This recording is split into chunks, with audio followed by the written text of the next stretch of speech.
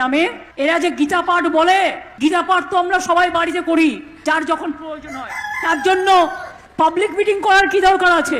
ভিডিওটা শেষ পর্যন্ত দেখুন আর এই দিদি কি বলছে আপনারা শুনুন। আর ভিডিওটা ভালো লাগলে চ্যানেলটা সাবস্ক্রাইব করবে অবশ্যই। নমস্কার, আমি টুম্পা। আজকে ভিডিওটা আমি শুরু করছি হাতে গীতা নিয়ে। যে গীতা থেকে আমাদের রাজ্যের মুখ্যমন্ত্রীর বিশাল একটা সমস্যা। যবে থেকে কলকাতার ব্রিগেড গিয়ে গীতা পাঠ হয়েছে তবে থেকে আমাদের রাজ্যের মুখ্যমন্ত্রীর মাথা ব্যথা যেন কমছেই না।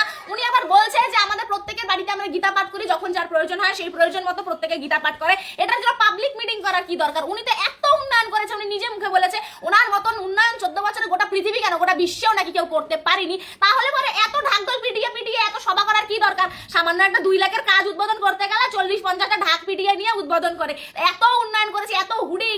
আজকাল তো মোবাইল টিভি খোলাই যায় না, শুধুমাত্র মমতা বন্দ্যোপাধ্যায় কি উন্নয়ন করেছে না উন্নয়ন করেছে সেই সব কিছুই দেখায়। এত কিছু দঙ্গ তামাশা করে টাকা খরচা করার কি দরকার? আপনি না এত উন্নয়ন করেছেন,